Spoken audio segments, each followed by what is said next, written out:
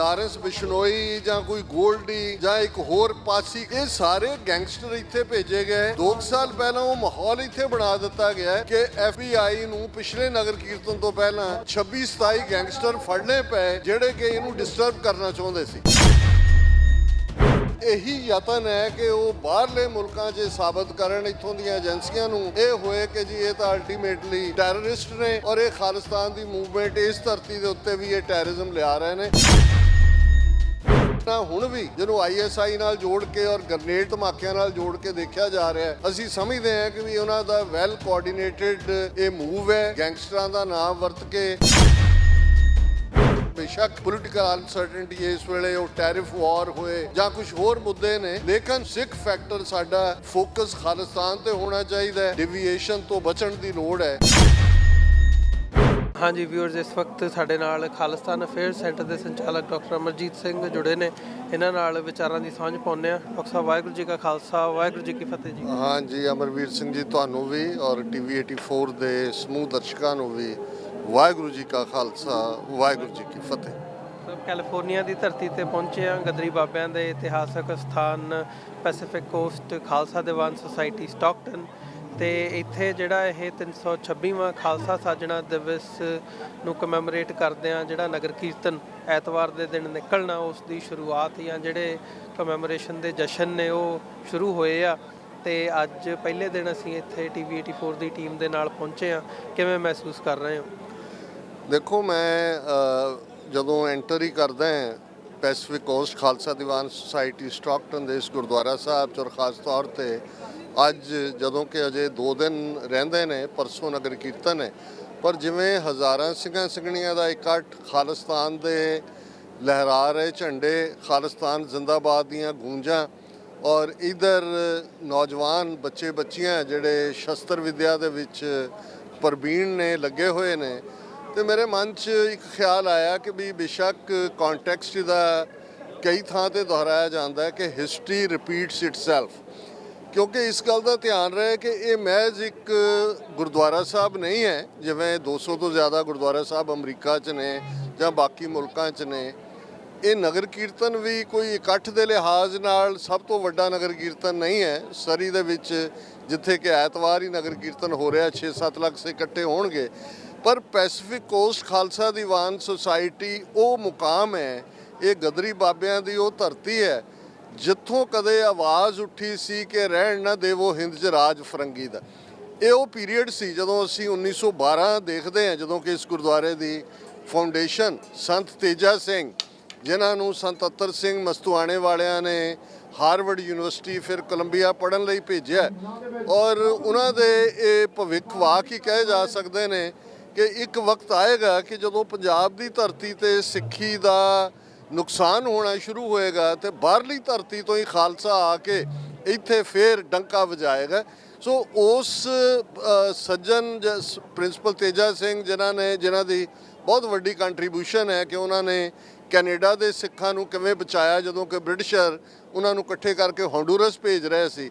ਸੋ 2012 'ਚ ਉਹਨਾਂ ਨੇ, ਜਦੋਂ ਕਿ ਇੱਥੇ ਇਹ ਉਹ ਪੀਰੀਅਡ ਸੀ ਕਿ ਕੋਈ ਸਿੱਖ ਜਾਂ ਗੈਰ ਅਮਰੀਕਨ ਆਪਣੇ ਨਾਂ ਦੇ ਉੱਤੇ ਜ਼ਮੀਨ ਵੀ ਨਹੀਂ ਸੀ ਲੈ ਸਕਦਾ, ਉਸ ਪੀਰੀਅਡ 'ਚ ਬਾਬਾ ਸੋਹਣ ਸਿੰਘ ਭਕਨਾ, ਸੰਤ ਜਵਾਲਾ ਸਿੰਘ, ਸੰਤ ਤੇਜਾ ਸਿੰਘ, ਔਰ ਬਾਅਦ ਦੇ ਵਿੱਚ ਜਿੱਥੇ ਕਰਤਾਰ ਸਿੰਘ ਸਰਾਭਾ ਵਰਗੀਆਂ ਜਿਹੜੀਆਂ ਨੇ ਨੇਕ ਰੂਹਾਂ ਵੀ ਆਈਆਂ, ਨੌਜਵਾਨ ਜਿਹੜਾ ਆਜ਼ਾਦੀ ਦੇ ਜਜ਼ਬੇ ਨਾਲ ਬੁਲੰਦ ਸੀ।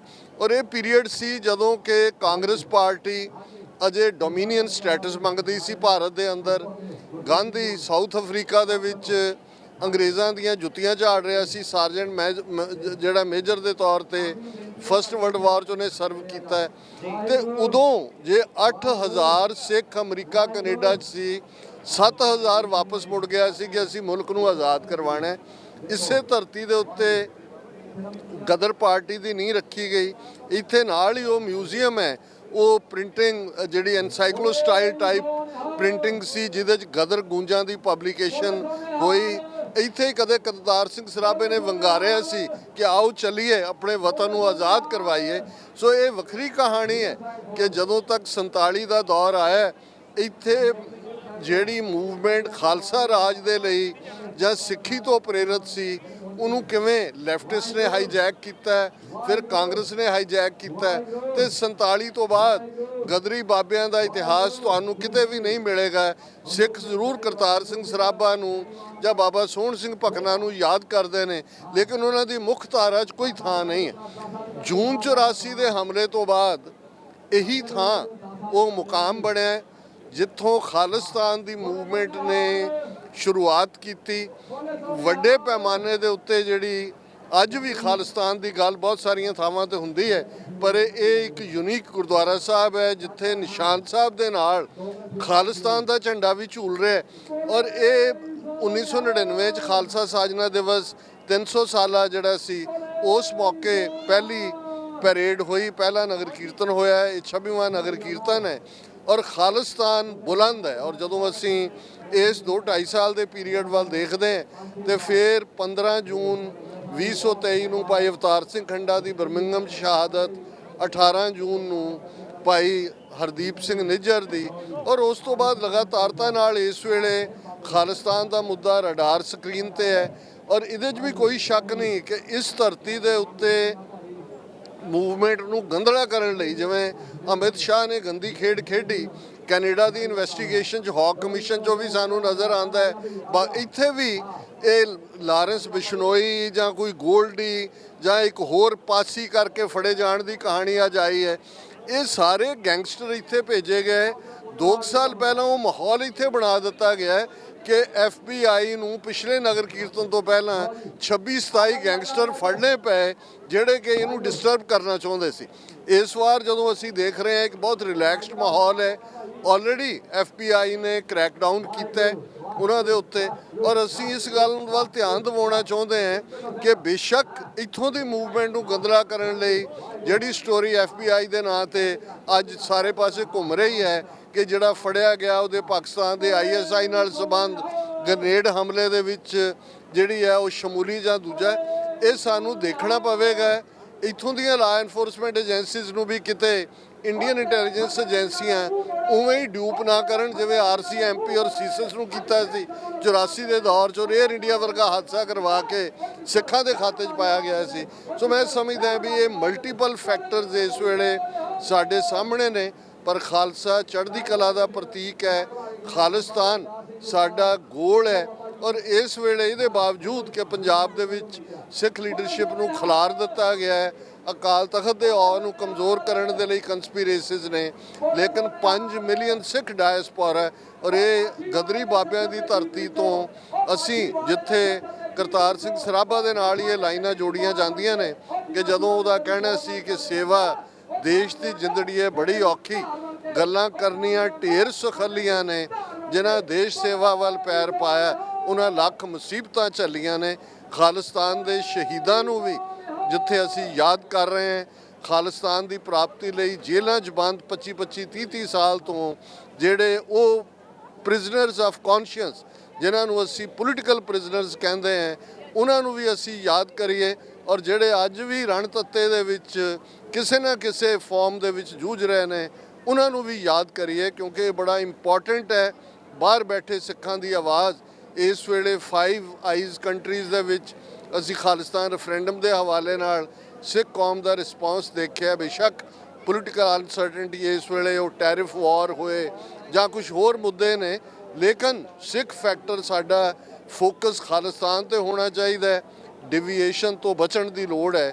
ਸੋ ਮੇਰਾ ਖਿਆਲ ਹੈ ਵੀ ਇਹ ਅਗਲੇ ਦੋਵੇਂ ਦਿਨ, ਕੱਲ੍ਹ ਦਾ ਦਿਨ ਵੀ ਔਰ ਪਰਸੋਂ ਜਦੋਂ ਕਿ ਨਗਰ ਕੀਰਤਨ ਹੋਏਗਾ, ਬਾਕੀ ਵੀ ਜਿਹੜੇ ਇਸ਼ੂ ਨੇ ਉਹਨਾਂ ਦੇ ਉੱਤੇ ਅਸੀਂ ਗੱਲ ਕਰਾਂਗੇ। ਜੀ ਨਹੀਂ, ਜਿਵੇਂ ਤੁਸੀਂ ਜ਼ਿਕਰ ਕੀਤਾ ਆ ਕਿ ਸੰਘਰਸ਼ ਨੂੰ ਗੰਧਲਾ ਕਰਨ ਦੀ ਕੋਸ਼ਿਸ਼ ਕੀਤੀ ਜਾ ਰਹੀ ਹੈ ਤੇ ਹਰ ਮਤਲਬ ਇੱਥੇ ਇੱਕ ਪੈਟਰਨ ਦੇ ਹਿਸਾਬ ਨਾਲ ਨਜ਼ਰ ਆਉਂਦਾ ਵੀ ਉੱਥੋਂ ਕਿਵੇਂ ਬੰਦੇ ਇੱਥੇ ਭੇਜੇ ਗਏ, ਉਹਨਾਂ ਬੰਦਿਆਂ, ਉਹਨਾਂ ਗੈਂਗਸਟਰਸ ਨੂੰ ਕਿਵੇਂ ਫਿਰ ਬਾਅਦ ਦੇ ਵਿੱਚ ਜਿਹੜਾ ਹੈ ਉਹ ਖਾਲਿਸਤਾਨ ਦੇ ਨਾਲ, ਸੰਘਰਸ਼ ਦੇ ਨਾਲ ਜੋੜ ਕੇ ਜਾਂ ਪਾਕਿਸਤਾਨ ਦੇ ਨਾਲ ਜੋੜ ਕੇ ਉਹਨਾਂ ਦੀਆਂ ਖਬਰਾਂ ਉਸ ਕਿਸਮ ਦੀਆਂ ਲੱਗਦੀਆਂ ਨੇ ਮੀਡੀਆ ਦੇ ਵਿੱਚੋਂ। ਤੇ ਅੱਜ ਵਾਲੀ ਵੀ ਜਿਹੜੀ ਸਟੋਰੀ ਹੈਗੀ ਹੈ, ਖਬਰ ਆਈ ਹੈ ਸਾਹਮਣੇ, ਉਹ ਵੀ ਕਿਤੇ ਨਾ ਕਿਤੇ ਉਸ ਦਾ ਹਿੱਸਾ ਨਜ਼ਰ ਆਉਂਦਾ ਆ। ਇਹਦੇ 'ਚ ਇੱਕ ਇੰਪੋਰਟੈਂਟ ਗੱਲ ਹੋਰ ਵੀ ਹੈਗੀ ਹੈ ਵੀ ਜਦੋਂ ਹੁਣ ਪਹਿਲਾਂ ਕੈਲੀਫੋਰਨੀਆ ਸਟੇਟ ਦੇ ਵਿੱਚ ਜਦੋਂ ਬਿੱਲ ਪਾਸ ਹੋਇਆ ਟਰਾਂਸਨੈਸ਼ਨਲ ਰਿਪਰੈਸ਼ਨ ਦਾ, ਜਿਹਨੂੰ ਅੱਗੇ ਫਾਈਨਲ ਸਟੇਜ ਤੇ ਕਮੇਟੀ ਦੇ ਹਵਾਲੇ ਕਰਕੇ ਗੱਲ ਠੰਡੇ ਬਸਤੇ ਪਾ ਦਿੱਤੀ ਗਈ। ਹੁਣ ਉਸ ਜਿਹੜੀ ਪ੍ਰੋਸੈਸ ਹੈਗੀ ਆ ਉਹ ਦੁਬਾਰਾ ਚੱਲ ਰਹੀ ਆ। ਜਿਸ ਦਿਨ 20 ਤਰੀਕ ਨੂੰ ਪਰਸੋਂ ਨੂੰ ਨਗਰ ਕੀਰਤਨ ਹੋਣਾ, ਉਹ ਤੋਂ ਅਗਲੇ ਦਿਨ 21 ਤਰੀਕ ਨੂੰ ਸੈਕਰਾਮੈਂਟੋ ਸਟੇਟ ਕੈਪੀਟਲ ਦੇ ਵਿੱਚ ਉਹ 3rd ਸਟੇਜ ਫਾਈਨਲ ਜਿਹੜੀ ਹੀਅਰਿੰਗ ਹੈਗੀ ਆ ਉਸ ਬਿੱਲ ਦੀ ਹੁਣ ਹੋਣੀ ਹੈ, ਜਿਸ ਦੇ ਲਈ ਤਵੱਜੋ ਸਿੱਖ ਆਰਗੇਨਾਈਜੇਸ਼ਨ ਵੱਲੋਂ ਆਲਰੇਡੀ ਕੀਤੀ ਜਾ ਰਹੀ ਹੈ। ਸੋ ਇਹ ਟਾਈਮਿੰਗ ਵੀ ਜਿਹੜੀ ਆ ਉਹ ਇੰਪੋਰਟੈਂਟ ਹੈ ਵੀ ਉਹ ਫਾਈਨਲ ਸਟੇਜ ਹੈ। ਜੇ ਮੰਡੇ ਨੂੰ ਉਹ ਕਲੀਅਰ ਹੋ ਜਾਂਦਾ ਤੇ ਉਹ ਮਤਲਬ ਗੱਲ ਬਿੱਲ ਉਹ ਪਾਸ ਹੋਣ ਵੱਲ ਜਿਹੜੀ ਆ ਉਹ ਗੱਲ ਉਧਰ ਨੂੰ ਨਿਕਲ ਜਾਂਦੀ ਹੈ। ਸੋ ਉਸ ਹਵਾਲੇ ਨਾਲ ਵੀ ਇਹਦੀ ਇੱਕ ਇੰਪੋਰਟੈਂਸ ਜਿਹੜੀ ਆ ਉਹ ਹੈਗੀ ਆ। ਉਹਨੂੰ ਤੁਸੀਂ ਕਿਵੇਂ ਦੇਖਦੇ ਹੋ? ਦੇਖੋ, ਤੁਸੀਂ ਬਿਲਕੁਲ ਠੀਕ ਪੁਆਇੰਟ ਆਊਟ ਕੀਤਾ ਹੈ। ਜੇ ਅਸੀਂ 1980 ਔਰ 1990 ਦੀ ਪੰਜਾਬ ਵਿਚਲੀ ਮੂਵਮੈਂਟ ਵੱਲ ਦੇਖੀਏ ਤੇ ਇਸ ਫਿਨੋਮੇਨਾ ਨੂੰ ਹੁਣ ਅਸੀਂ ਬਹੁਤ ਚੰਗੀ ਤਰ੍ਹਾਂ ਸਮਝ ਸਕਦੇ ਹਾਂ ਕਿ ਕਿਵੇਂ ਬਲੈਕ ਕੈਟਸ ਦੇ ਨਾਂ ਥੱਲੇ ਉਹਨਾਂ ਨੇ ਇਨਫਿਲਟ੍ਰੇਸ਼ਨ ਕੀਤੀ ਉਹੀ ਖਾਲਸਾਈ ਪਹਿਰਾਵੇ 'ਚ, ਔਰ ਕਿਵੇਂ ਉਹਨਾਂ ਨੇ ਪੰਜਾਬ ਦੇ ਲੋਕਾਂ 'ਚ ਖਾਲਿਸਤਾਨ ਦੇ ਜੁਝਾਰੂ ਸੰਘਰਸ਼ ਨੂੰ ਬਦਨਾਮ ਕਰਨ ਲਈ ਇਹਨਾਂ ਕਾਲੀ ਬਿੱਲੀਆਂ ਦਾ ਜਿਹੜੀਆਂ ਰੋਲ ਹੈ ਉਸ ਨੂੰ ਉਹਨਾਂ ਨੇ ਇਫੈਕਟਿਵਲੀ ਜਿਹੜਾ ਉਹ ਰਿਜ਼ਲਟ ਲਏ। ਸਾਨੂੰ ਇਹ ਲੱਗਦਾ ਹੈ ਕਿ ਬਾਹਰ ਜਿਹੜਾ ਇੱਕ ਗੱਲ ਅਸੀਂ ਹਮੇਸ਼ਾ ਕਹਿੰਦੇ ਰਹੇ ਹਾਂ ਔਰ ਇਸ ਪਲੇਟਫਾਰਮ ਤੋਂ ਫਿਰ ਵੀ ਕਹਿਣਾ ਚਾਹੁੰਦੇ ਹਾਂ ਕਿ ਸਾਡੀ ਮੂਵਮੈਂਟ ਟੋਟਲੀ ਪੀਸਫੁਲ ਹੈ। ਖਾਲਿਸਤਾਨ ਦੀ ਗੱਲ UN ਚਾਰਟਰ ਦੇ ਥੱਲੇ ਵੈਲ ਵਿਦਨ ਦਾ ਰਾਈਟ ਹੈ, ਔਰ ਉਹ ਇਹਨੂੰ ਭਾਰਤ ਸਰਕਾਰ ਜਿਵੇਂ ਉੱਥੇ ਉਹਨਾਂ ਨੇ ਉਹਨੂੰ ਇੱਕ ਡਰਟੀ ਰੋਲ ਦੇ ਵਿੱਚ ਲਿਆਉਣਾ ਚਾਹਿਆ, ਇੱਥੇ ਵੀ ਜਿਹੜੀ ਗੈਂਗਸਟਰਾਂ ਦੀ ਜਿਸ ਤੇਜ਼ੀ ਦੇ ਨਾਲ ਲਾਰੈਂਸ ਬਿਸ਼ਨੋਈ ਜਾਂ ਦੂਸਰੇ ਕਿਸਮ ਦੇ ਲੋਕ, ਅਮਿਤ ਸ਼ਾਹ ਨੇ ਉਹਨੂੰ ਸਾਬਰਮਤੀ 'ਚ ਲੁਕੋ ਕੇ ਰੱਖਿਆ ਹੋਇਆ ਹੈ, ਉਹਨਾਂ ਨੂੰ ਲਿਆਂਦਾ। ਇਹੀ ਯਤਨ ਹੈ ਕਿ ਉਹ ਬਾਹਰਲੇ ਮੁਲਕਾਂ 'ਚ ਸਾਬਤ ਕਰਨ ਇੱਥੋਂ ਦੀਆਂ ਏਜੰਸੀਆਂ ਨੂੰ ਇਹ ਹੋਏ ਕਿ ਜੀ ਇਹ ਤਾਂ ਅਲਟੀਮੇਟਲੀ ਟੈਰਰਿਸਟ ਨੇ ਔਰ ਇਹ ਖਾਲਿਸਤਾਨ ਦੀ ਮੂਵਮੈਂਟ ਇਸ ਧਰਤੀ ਦੇ ਉੱਤੇ ਵੀ ਇਹ ਟੈਰਰਿਜ਼ਮ ਲਿਆ ਰਹੇ ਨੇ। ਸੋ ਇਹ ਅਸੀਂ ਲਾ ਐਨਫੋਰਸਮੈਂਟ ਏਜੰਸੀਜ਼ ਦੇ ਧਿਆਨ 'ਚ ਪਹਿਲਾਂ ਵੀ ਲਿਆਂਦਾ ਹੈ, ਜਦੋਂ ਕਿ FBI ਨਾਲ ਸਾਡੀਆਂ ਹਾਇਰ ਲੈਵਲ 2 ਮੀਟਿੰਗਸ ਅਮਰੀਕਨ ਸਿੱਖ ਜਥੇਬੰਦੀਆਂ ਦੀਆਂ ਹੋਈਆਂ ਨੇ। ਔਰ ਇਹ ਜਿਹੜੀ ਘਟਨਾ ਹੁਣ ਵੀ ਜਿਹਨੂੰ ISI ਨਾਲ ਜੋੜ ਕੇ ਔਰ ਗ੍ਰਨੇਡ ਧਮਾਕਿਆਂ ਨਾਲ ਜੋੜ ਕੇ ਦੇਖਿਆ ਜਾ ਰਿਹਾ ਹੈ, ਅਸੀਂ ਸਮਝਦੇ ਹਾਂ ਕਿ ਵੀ ਉਹਨਾਂ ਦਾ ਵੈਲ ਕੋਆਰਡੀਨੇਟਡ ਇਹ ਮੂਵ ਹੈ ਗੈਂਗਸਟਰਾਂ ਦਾ ਨਾਮ ਵਰਤ ਕੇ। ਔਰ ਇਹ ਜਿਹੜਾ ਬੰਦਾ ਫੜਿਆ ਗਿਆ ਇਹ ਸਾਹਮਣੇ ਆਇਆ ਹੈ ਕਿ ਕੁਝ ਮਹੀਨੇ ਪਹਿਲਾਂ ਤੱਕ ਇਹ ਬਿਲਕੁਲ ਜਿਹੜਾ ਉਹ ਸਿੱਖੀ ਸਰੂਪ 'ਚ ਨਹੀਂ ਸੀ। ਸੋ ਉਹਨੂੰ ਉਹ 3 ਸਾਲ ਤੋਂ ਇੱਥੇ ਬੈਠਾ ਚੁੱਪਚਾਪ ਬੈਠਾ ਸੀ। ਉਹ 2021 ਦੇ ਵਿੱਚ ਉਹਦੀ ਐਂਟਰੀ ਅਮਰੀਕਾ 'ਚ ਹੁੰਦੀ ਹੈ। ਸੋ ਇਹ ਜਿਹੜੇ ਸਾਇਲੈਂਟ ਮੋਲ ਹੁੰਦੇ ਨੇ ਇਹਨਾਂ ਨੂੰ ਕਦੋਂ ਐਕਟਿਵ ਕਰਨਾ ਹੈ। ਔਰ ਜਿਵੇਂ ਤੁਸੀਂ ਮੈਂਸ਼ਨ ਕੀਤਾ ਹੈ ਡਾਕਟਰ ਜਸਮੀਤ ਬੈਂਸ ਜਿਹੜਾ ਮੂਵ ਉਹਨਾਂ ਨੇ ਐਂਟਾਈ ਜਿਹੜਾ ਉਹ ਟਰਾਂਸਨੈਸ਼ਨਲ ਡਿਪਰੈਸ਼ਨ ਦੇ ਉੱਤੇ ਲਿਆਂਦਾ, ਉਹਦੀ ਹੀਅਰਿੰਗ ਵੀ ਹੈ। ਨਿਖਿਲ ਗੁਪਤਾ ਦੀ ਹੀਅਰਿੰਗ ਵੀ 3 ਨਵੰਬਰ ਤੋਂ ਜਾ ਰਹੀ ਹੈ। ਸੋ ਮੈਨੂੰ ਕੋਈ ਹੈਰਾਨੀ ਨਹੀਂ ਹੈ ਕਿ ਇੰਡੀਅਨ ਐਮਬੈਸੀ 'ਚ ਬੈਠੇ ਹੋਏ ਜਿਹੜੇ ਨੇ ਇਹਨੂੰ ਕੋਆਰਡੀਨੇਟ ਕਰ ਰਹੇ ਨੇ। ਪਰ ਅਸੀਂ ਲਾ ਐਨਫੋਰਸਮੈਂਟ ਏਜੰਸੀਜ਼ ਦੇ ਧਿਆਨ 'ਚ ਲਿਆ ਰਹੇ ਹਾਂ ਕਿ ਭਾਈ ਜਿੱਥੇ ਅਸੀਂ ਥੈਂਕਫੁਲ ਹੈ ਕਿ ਉਹਨਾਂ ਨੇ FBI ਔਰ ਲਾ ਐਨਫੋਰਸਮੈਂਟ ਵਾਲਿਆਂ ਨੇ ਬਹੁਤ ਸਾਰੇ ਐਂਟਾਈ ਜਿਹੜੇ ਲਾ ਕ੍ਰਿਮੀਨਲ ਐਲੀਮੈਂਟ ਨੇ ਉਹਨਾਂ ਨੂੰ ਬਾਹਰ ਕੱਢਿਆ ਹੈ। ਇਸ ਗੱਲ ਵੱਲ ਵੀ ਧਿਆਨ ਦੇਣ ਕਿ ਕਿਤੇ ਇਹਨਾਂ ਦੀ ਡਿਸਇਨਫੋਰਮੇਸ਼ਨ ਜਿਹੜੀ ਹੈ ਉਸ ਦੇ ਉੱਤੇ ਉਹ ਐਕਟ ਅਪੋਨ ਨਾ ਕਰਨ। ਜੀ ਬਿਲਕੁਲ, ਬਹੁਤ ਬਹੁਤ ਧੰਨਵਾਦ ਡਾਕਟਰ ਸਾਹਿਬ। ਵਾਹਿਗੁਰੂ ਜੀ ਕਾ ਖਾਲਸਾ, ਵਾਹਿਗੁਰੂ ਜੀ ਕੀ ਫਤਿਹ।